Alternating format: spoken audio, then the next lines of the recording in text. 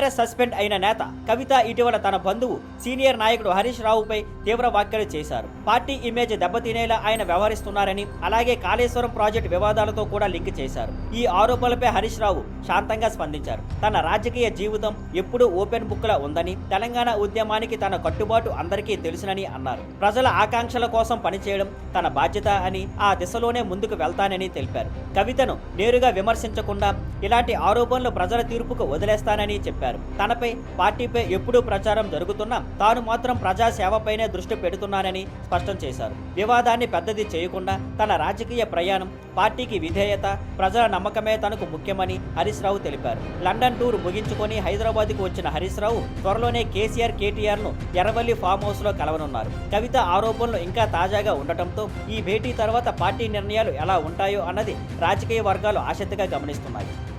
Thank you for watching. Please like, share and subscribe.